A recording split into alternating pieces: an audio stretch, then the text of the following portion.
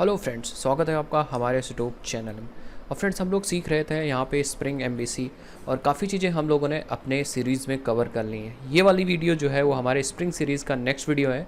पिछले वीडियो में हम लोगों ने यहाँ पे एक कॉम्प्लेक्स फॉर्म हैंडल किया था अपने स्प्रिंग एमबीसी से। अभी तक आपने वो वीडियो नहीं जाके देखी तो मैं प्लेलिस्ट का लिंक अपने डिस्क्रिप्शन बॉक्स में डाल दूंगा, आप उसको जाके एक बार देखिए। मतलब कमाल की चीज़ है, एक ही लाइन में आप बहुत आसानी से एक कॉम्प्लेक्स फॉर्म को हैंडल कर सकते हो स्प्रिंग एमबीसी में। तो बहुत ही कमाल की चीज़ है। इस वीडियो में हम लोग देखेंगे कि अगर आप फॉर्म में कोई एरर आ जाती है या मान लो यूज़र कुछ ऐसी चीज़ें एरर रूप में भेज देता है, फॉर्म में ऐसी चीज़ें डाल देता है यूज़र जिसकी वजह से आपके सर्वर साइड पे कोई एरर जनरेट हो जाती है, किसकी वजह से, फॉर्म की वजह से। तो हम उस एरर को कैसे, अपने एरर को हैंडल करेंगे जिससे एक प्रॉपर मैसेज यूज़र को दिखे। तो यही सब हम लोग इस वीडियो में करने वाले हैं। और चलिए बिना किसी टाइम को वेस्ट किए हुए स्टार्ट करते हैं। तो हमारे पास सिंपली यहाँ पे प्रोजेक्ट ओपन है और हम लोग यहाँ पे पिछले वीडियो में जो भी काम किया था उसके आगे जस्ट कंटिन्यू करेंगे। तो आप ध्यान से देखिएगा। सिंपली हमारे पास एक फॉर्म है। फॉर्म कौन सा है मैं आपको दिखा देता हूँ। आप देखोगे तो यहाँ पे हमारे पास ये फॉर्म है सिंपल। और इस फॉर्म को ओपन करने के लिए मैंने सिंपली यहाँ पे कॉम्प्लेक्स फायर किया है। ये वाला पेज ओपन हो जा रहा है सिंपल। और देखिए इतना सा कॉम्प्लेक्स सा फॉर्म है जिसमें मतलब मोस्टली सारी चीज़ें हैं, ठीक है। डेट ऑफ बर्थ की अभी मैं बात नहीं करूँगा, इसके लिए हम लोग एक सेपरेट वीडियो बनाएंगे जिसमें हम लोग डेट ऑफ बर्थ या फिर डेट कैसे इनपुट लेंगे, उसकी फॉर्मेटिंग वगैरह कैसे करेंगे, कस्टम बाइंडिंग प्रॉपर्टी, ये सब हम लोग नेक्स्ट वीडियो में बात करेंगे। तो सिंपली हमारे पास यहाँ पे एक कंट्रोलर है जिसका नाम है फॉर्म कंट्रोलर। और अगर मैं इसको ओपन करता हूँ फॉर्म कंट्रोलर को, तो आप देखोगे यहाँ पे एक कॉम्प्लेक्स URL है। सिंपली मैंने इसी कॉम्प्लेक्स URL को फायर कर दिया और हमारे यहाँ पे कॉम्प्लेक्स फॉर्म पेज शो हो गया। आप देखो यहाँ शो हो गया। अब सपोज यहाँ पे बंदे ने सब कुछ सही डाला, और अगर सब कुछ सही डाला है, सपोज इसने एक आईडी डाल दी, एक डेट ऑफ बर्थ डाल दी, मैं DDMMYY ले रहा हूँ अभी फिलहाल इस वीडियो के लिए। नेक्स्ट में मैं बताऊँगा कैसे आप इसको फॉर्मेट कर सकते हो। और यहाँ पे कुछ कोर्सेज सेलेक्ट कर लिए, जेंडर सेलेक्ट कर लिया, सिंपल टाइप सेलेक्ट कर लिया, एड्रेस डाल दिया, सिटी डाल और सबमिट कर दिया। ये तो भैया परफेक्ट है, यही एक्सपेक्टेड भी था। सिंपली हम लोगों ने क्या किया, यहाँ पे मॉडल एट्रीब्यूट की हेल्प से डेटा बाइंड करा दिया ऑटोमेटिक। इस स्टूडेंट रिजल्ट में सब कुछ आ गया और सिंपली सब कुछ प्रिंट हो गया और सक्सेस पेज हमारा ये दिख गया प्रॉपर। लेकिन ये तो तब सिचुएशन है जब सब बंदे ने सब कुछ सही सही डाला है। क्या पता कुछ बंदा गलत डाल दे। सपोज मैं अब दिखाता हूँ, ठीक है। सपोज यहाँ पे फॉर्म ओपन है और इसने सब कुछ डाला। सपोज मैंने सब कुछ डाल दिया, ठीक है, मैंने सब कुछ सही डाल दिया, सब कुछ सही डाल दिया, डेट ऑफ बर्थ भी डाल दिया, डेट ऑफ बर्थ भी डाल दिया, और यहाँ पे मेल चेक कर दिया, ओल्ड स्टूडेंट डाल दिया, एड्रेस डाल दिया एंड सिटी डाल दिया। अब यहाँ पे मैं एक छोटी सी गलती करने जा रहा हूँ, ध्यान से देखिए। यहाँ पे जो आईडी है वो लॉन्ग टाइप की है, लेकिन अगर बंदे ने ऐसे डाल दिया, उसने डाल दिया नंबर एंड देन उसने आईडी ऐसे डाल दी, अब होगा क्या, रन टाइम पे एरर आएगी। ऑब्वियस बात है, आप खुद सोचो, नॉर्मल आप प्रोग्रामिंग करते थे तो उसमें भी एरर आती थी। और एरर क्या आती थी कि भैया ये जो लॉन्ग टाइप की आईडी वो स्ट्रिंग में कन्वर्ट, सॉरी ये जो स्ट्रिंग है वो लॉन्ग में कन्वर्ट नहीं हो सकती। That means number format exception आ जाएगी, ठीक है। दैट मीन्स यहाँ पे भी जब ऑटो बाइंड होगा ना, तो इसको हैंडल कर रही है कौन सी प्रॉपर्टी, इसको हैंडल कर रही है हमारे पास प्रॉपर्टी जिसका नाम है स्टूडेंट। में अगर ओपन करें तो इसको हैंडल कर रही है स्टूडेंट, ठीक है। तो इसको हैंडल कर रही है सिंपली, आप देखो ये लॉन्ग। तो अब स्ट्रिंग टाइप की वैल्यू लॉन्ग के अंदर कैसे स्टोर होगी, दैट मीन्स बाइंडिंग के वक्त जब हम उसको बाइंड कर रहे होंगे उस केस में एरर आएगी। और एरर कौन सी आएगी आप सबको पता है, नंबर फॉर्मेट एक्सेप्शन, ठीक है। अब उसमें कस्टम क्या एरर है वो सब दूसरी बात है, बट सिंपल मैं इस वीडियो में आपको बताने जा रहा हूँ कि इस एरर को कैसे हम लोग हैंडल कर सकते हैं। मैं आपको सबमिट करके सबसे पहले आपको फॉर्म दिखाता हूँ, देन हम बात करेंगे उसको हैंडल कैसे करेंगे। तो सिंपली मैंने यहाँ पे फॉर्म को सबमिट कर दिया। अब जैसे फॉर्म को सबमिट कर दिया तो यहाँ पे एक मैसेज आ गया, बैड रिक्वेस्ट, दैट मीन्स कुछ गड़बड़ हुआ और the server cannot or will not process the request during something that is perceived to be client error. That means कुछ गलत हो गया यहाँ पे बताया ये कुछ। तो दैट मीन्स यहाँ पे बेकार सा 400 स्टेटस 400 कुछ बैड रिक्वेस्ट की एरर आ गई। अब अगर मैं यहाँ पे कंसोल चेक करता हूँ, अगर यहाँ पे आऊँ तो आप देखोगे यहाँ पे एक एक्सेप्शन आ गई है, ठीक है। ये वाली एक्सेप्शन आई है और ये एक्सेप्शन कह रही है भैया, ये देखो बीन प्रॉपर्टी बाइंडिंग रिजल्ट कुछ एरर आ गई, ठीक है। और एक्सेप्शन का नाम है देखिए बाइंडिंग एक्सेप्शन। तो जब ये बाइंड कर रहा था उस समय एरर आ गई, दैट मीन्स बाइंडिंग एक्सेप्शन यहाँ पे आ गई। और देखो नेस्टेड एक्सेप्शन आ गई है, नंबर फॉर्मेट एक्सेप्शन, मैं इसी की बात कर रहा हूँ। मतलब बेस जो रूट एक्सेप्शन है वो नंबर फॉर्मेट एक्सेप्शन है, इस चीज़ को हम लोग कन्वर्ट नहीं कर पा रहे। दैट मीन्स यहाँ पे तो कंसोल पे आपको पता चल जा रहा है, बट हम लोग अपने प्रोग्राम के अंदर, दैट मीन्स प्रोग्राम के अंदर से यूज़र को कुछ यूजफुल मैसेज नहीं दिखा रहे हैं। तो इस वीडियो में हम लोग देखते हैं कैसे हम लोग ये यूजफुल मैसेज दिखाएंगे। और ट्रस्ट में स्प्रिंग एमबीसी में चुटकियों का काम है, मतलब विद इन फ्यू सेकेंड आप कर लोगे और बहुत ही कमाल तरीका प्रोवाइड करता है। मतलब सर्वलेट और आप कोडिंग करते थे JSP और सैलड में, वो सब तो ठीक है, बट अगर हम लोग यहाँ मैं बात करूँ स्प्रिंग एमबीसी की, तो स्प्रिंग एमबीसी में मतलब इतनी बढ़िया चीज़ है। यहाँ पे सिंपली एक ऑब्जेक्ट है जिसका नाम है बाइंडिंग रिजल्ट। वो बाइंडिंग रिजल्ट की हेल्प से हम लोग क्या कर सकते हैं, बाइंडिंग रिजल्ट की हेल्प से हम लोग यहाँ पे एरर्स को हैंडल कर सकते हैं बहुत आसानी से। देखिए कैसे करना है। सिंपली ये जो फॉर्म जिस URL पे सबमिट हो रहा है उस वाले हैंडलर के पास हमको जाना है। तो सिंपली हमारा फॉर्म इस URL पे हैंडल हो रहा है और सिंपली हमको आ जाना है अपने मॉडल एट्रीब्यूट की हेल्प से हम लोग बाइंड कर रहे हैं। तो हम लोग आ जाएंगे यहाँ पे और आप देखोगे इस स्टूडेंट में डेटा आ रहा है। तो इस मॉडल एट्रीब्यूट के बगल में सिंपली हम यहाँ आएंगे और लगाएंगे कॉमा, और कॉमा के बाद सिंपली हम यहाँ पे ऑब्जेक्ट लिखेंगे बाइंडिंग रिजल्ट, बाइंडिंग रिजल्ट। अब कंट्रोल स्पेस मारिए क्योंकि आपको याद नहीं होगा इसका पैकेज किस काम का है, किस नाम का है। तो सिंपली यहाँ पे देखो बाइंडिंग रिजल्ट जो है वो यहाँ पे org.springframework.validation। तो ये जो है वो एक तरीके का वैलिडेशन है। हालांकि प्रॉपर वैलिडेशन हम लोग कैसे यूज़ करेंगे वो तो हम लोग नेक्स्ट बाद की वीडियोस में देखेंगे। बट फिलहाल अभी ये छोटा सा यूज़र एरर को कैसे हैंडल कर रहे हैं, यूज़र को कैसे दिखाएंगे प्रॉपर मैसेज। बाद में हम लोग क्या करेंगे, हम लोग और भी एरर्स को अच्छे से हैंडल करेंगे with the help of some external library जैसे हाइबरनेट वैलिडेटर वगैरह हो गया, ठीक है। तो फिलहाल अभी हम लोग यहाँ सिंपली क्या यूज़ कर लेंगे, बाइंडिंग रिजल्ट। और यहाँ पे आपको सिंपली एक वेरिएबल लेना है, कोई भी वेरिएबल ले सकते हो। मैंने सिंपली यहाँ पे रिजल्ट ले लिया। आप कोशिश करिए कि ये वाली जो फील्ड है बाइंडिंग रिजल्ट का जो ऑब्जेक्ट है वो आपके इस मॉडल के बगल में रहे, ठीक है। और यहाँ पे सिंपली आप देखोगे आपका यहाँ पे इंपोर्ट भी हो गया, बाइंडिंग रिजल्ट का इंपोर्ट हो गया, ठीक है। तो इंपोर्ट नहीं भी होगा तो ऑटोमेटिक इंपोर्ट हो जाएगा, कोई भी दिक्कत नहीं। तो आप देखोगे यहाँ पे बाइंडिंग रिजल्ट आ गया परफेक्टली। अब आपको सिंपली यहाँ पे सबसे पहले आपको इफ लगा के चेक कर लेना है कि फॉर्म में कोई एरर तो नहीं है। तो आप सिंपली यहाँ पे लगा देना। और चेक कैसे करोगे, चेक करने के लिए सिंपली ये रिजल्ट आपकी हेल्प करेगा, बाइंडिंग रिजल्ट आपकी हेल्प करेगा। कंट्रोल और क्लिक करके आप इसकी डिक्लेरेशन देख सकते हो कि भैया ये बाइंडिंग रिजल्ट क्या काम करता है। देखो ये सिंपली एक इंटरफेस है जो एक्सटेंड कर रहा है एरर्स को, ठीक है। और इसके अंदर कुछ मेथड्स वगैरह होंगे, सारे एब्स्ट्रैक्ट मेथड होंगे, वो सब किसी ना कहीं इंप्लीमेंट हुए होंगे, ठीक है। वो सब मतलब एब्स्ट्रैक्ट चीज़ें वो सब आपको जानने की जरूरत नहीं। फिर भी अगर आप चाहते हो तो आप इसको जाके एक्सप्लोर कर सकते हो, खोद सकते हो कि इसके अंदर है क्या, कैसे यूज़ किया। बट फिलहाल यहाँ पे सिंपली हमको अपने काम से मतलब है कि भैया हमारा काम हो जाए, हम एरर्स को अच्छे से हैंडल कर लें। क्योंकि हमारा बेसिक फोकस क्या होता है, किसी एप्लीकेशन को डेवलप करने का। और अगर फ्रेमवर्क की बात करें तो एकदम हमारा फोकस यही होता है कि भैया हम एप्लीकेशन को कैसे डेवलप कर पा रहे हैं, ठीक है। तो सिंपली आपको इफ़ के अंदर आना हो, इफ़ के अंदर आना हो, सिंपली इस रिजल्ट पे चेक करना है। आपको सिंपली यहाँ लिखना है रिजल्ट डॉट हैज़ एरर्स। देखोगे आपको एक मेथड मिल जाएगा एरर्स, हैज़ एरर्स, जो कि एरर से आ रहा है, इसके पेरेंट इंटरफेस से आ रहा होगा, ठीक है। अब सिंपली देखो हैज़ एरर्स जैसे करोगे ये बता देगा कि क्या आपके फॉर्म में कोई एरर है कि नहीं है। और अगर एरर है तो मैं क्या करूँगा, मैं सिंपली वही फॉर्म फिर से यहाँ से रिटर्न कर दूंगा। तो मैं लिखूँगा रिटर्न, और हमारा वो पेज जिसमें फॉर्म है उसका नाम है कॉम्प्लेक्स फॉर्म। तो सिंपली हम उसी व्यू को यहाँ से फिर से भेज देंगे।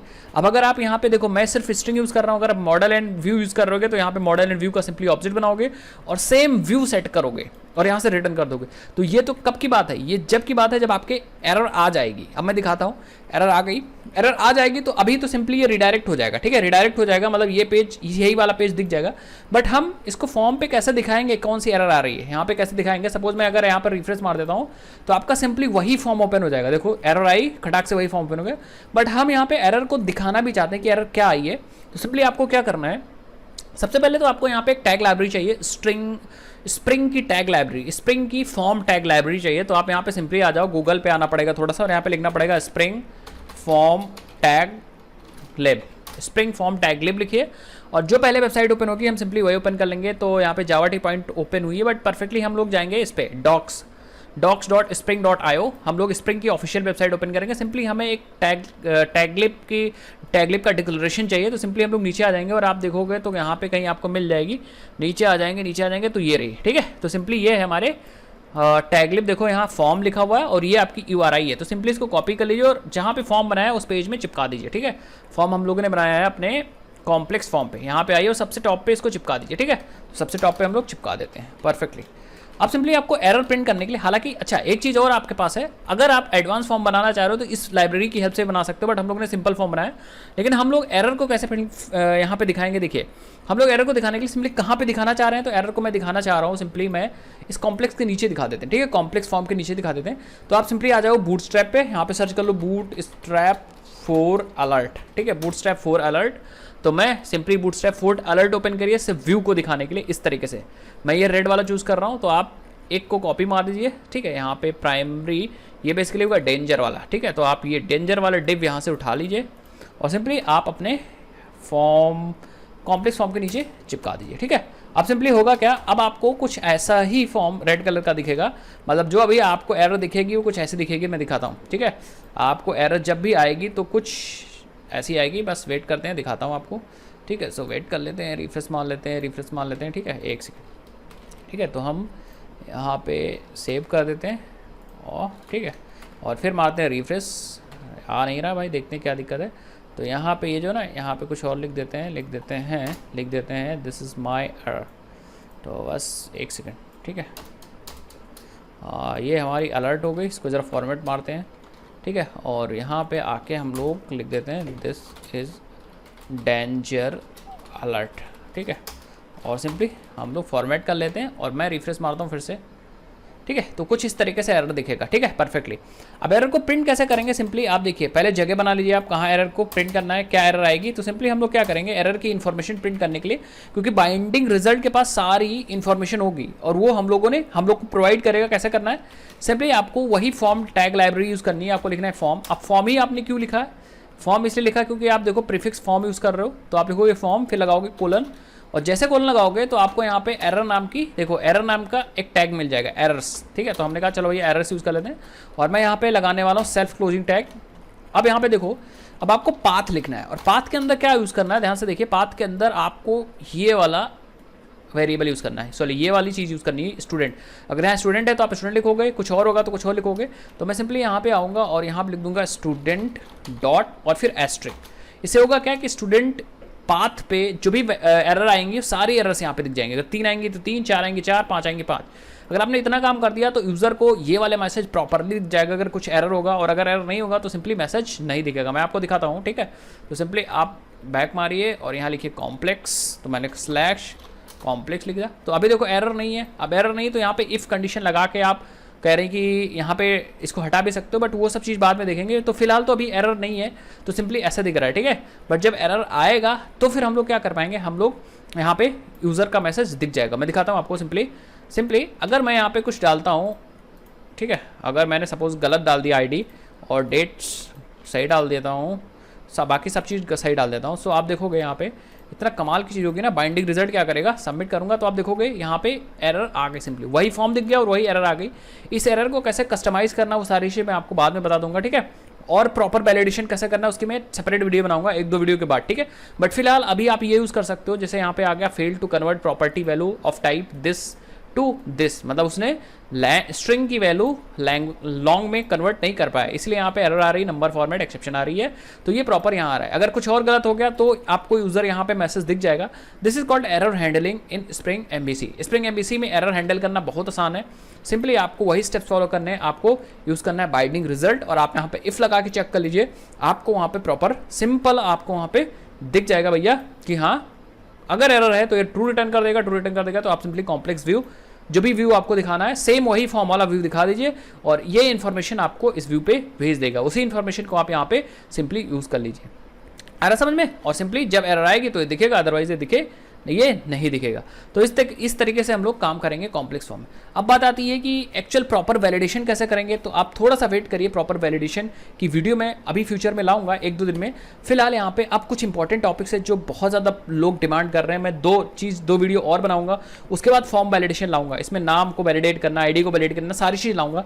बट सबसे ज़्यादा डिमांडिंग की वीडियो जो आएगी वो अब नेक्स्ट आएगी, कैसे हम लोग स्टैटिक रिसोर्सेज को हैंडल कर सकते हैं। जैसे इस पर कोई CSS लगाना है, इस पर कोई इमेज लगाना है, तो स्टैटिक रिसोर्सेज कैसे हैंडल कर सकते हैं, और साथ ही साथ में हम लोग इमेज को कैसे अपलोड कर सकते हैं अपने स्प्रिंग एमबीसी में। तो ये 2 वीडियो मैं आपको सबसे पहले बनाऊंगा, फिर हम लोग फिर से वापस आएंगे घूम घुमा के किस पे, अपने फॉर्म को वैलिडेट करेंगे, और with proper and extra library हम लोग यूज करेंगे हाइबरनेट वैलिडेटर, या फिर कोई ऐसी लाइब्रेरी यूज कर सकते हैं जो JSX को क्या कर रही हो, इंप्लीमेंट कर रही हो। तो ऐसे करके लाइब्रेरी हम लोग क्या कर सकते हैं, उसको भी यूज कर सकते हैं। तो n नंबर ऑफ लाइब्रेरीज हैं वैलिडेटर के लिए, आप कोई भी वैलिडेटर यूज करो, लेकिन सबसे ज़्यादा जो यूज होता है वो हाइबरनेट के साथ आपका हाइबरनेट वैलिडेटर ही यूज़ होता है। तो हम उसी को यूज़ करेंगे। जैसे आपको वैलिडेट करना है कि भैया आईडी की लेंथ 10 से छोटी होनी चाहिए, 5 से बड़ी होनी चाहिए, या यूज़र नेम में मैक्सिमम मिनिमम कितनी वैल्यूज होनी चाहिए, या ईमेल में क्या होना चाहिए।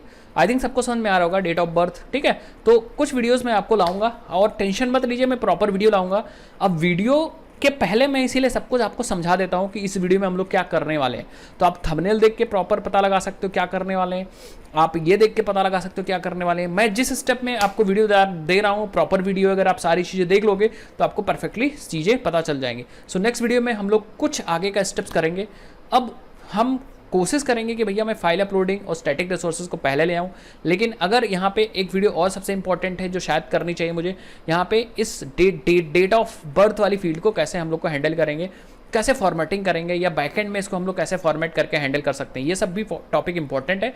तो हालांकि इंपॉर्टेंट तो बहुत सारे टॉपिक है, तो मैं एक एक करके वीडियो आपको लाता रहूँगा, एक एक करके सारी चीज़ कंप्लीट करेंगे। स्प्रिंग एमबीसी या स्प्रिंग बहुत ही वास्ट टॉपिक है, सो थोड़ा टाइम तो लगेगा। आई होप वीडियो समझ में आएंगी, जो मैं बताना चाह रहा हूँ वो समझ में आया होगा।